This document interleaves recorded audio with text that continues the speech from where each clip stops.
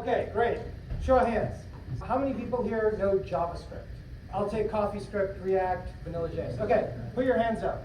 How many people here know Excel? Enough to implement a large language model. Okay, you see my dilemma. If you don't know, I'm Ishan.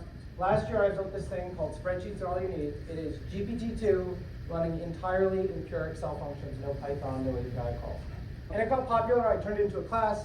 I had a professor who had me teach for 2 weeks his machine learning students on how large language models work. But the dilemma is that the Venn diagram intersection of people who want to know how LLMs work deep inside and people who know Excel is a lot smaller than people who want to understand how LLMs work and know JavaScript. And so what I've done is I have taken this spreadsheet and I have ported it to the browser, right here. There you go. And the way you get started on it is you can go to this right now if you want. It won't run on your phone, but it will run on your desktop. And you just go to spreadsheets-are-all-you-need.ai/GPT2, and there's a getting started section. You want to click this link right here. It'll give you a large zip file that you're going to download. Looks something like this. You're going to take those and drag that back into your browser window right here. And you can see it says, ready, all model parameters loaded.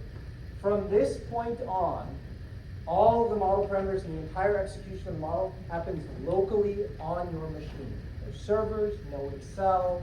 In addition to just being convenient, it means that every part of the operation of the model is debuggable like you're used to doing in WebKit Inspector. So if you want to really understand how the model works, you can step through it. You can debug it. You can actually change the code and see how it works. Let me take you through it. So here's your prompt right here. And you just say, Mike is breaking moves is one I like to use.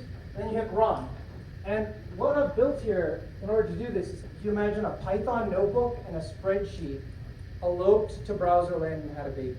So it's all JavaScript running locally in your browser, but it's a Python notebook-like interface, which is a mix of spreadsheets and other components. You've got two types of components. This one is like a spreadsheet. It's executing, like you would in a spreadsheet, a formula, and then a table that shows the result. And then, where do those formulas come from? All of those formulas are right here in this code editor. And this is raw vanilla JavaScript code. I can go into this, I can put a console.log statement, and I can see it output right here. I can call debugger, and I can just step through it. So what you can do is you've got two layers to understand the model. You can go through it just with these tables at a very functional level, and then if you want to go deep into how it works, I can step through it. Even the matrix multiply is implemented pure JavaScript, very simple two-dimensional arrays. This is designed as a teaching tool. It is off, I think. Can you hear me in the back? Yes.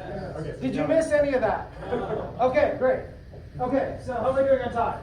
Keep going now. A minute. A minute. Okay. There's two directions, one obvious and non-obvious. The obvious one is because it's a web page, it's built with web components, I can put a little copilot here that teaches you how the model works as you're interacting with it at your own pace. Okay, that's kind of the obvious direction. The non-obvious is this framework to build it, which is having a Python-like experience but runs entirely local, I think is really powerful and really novel. And I'm currently working on sticking that in a Chrome extension so I can do agentic browser automation where I don't have to trust some other server. I can just run locally on my device using my login credentials and have it go off and do stuff. And I can treat it with like Python notebook or like, play, do 5 steps. Okay, let me take a look. Like human in the loop. But that'll have to wait for next time. I think I'm going to end on time there.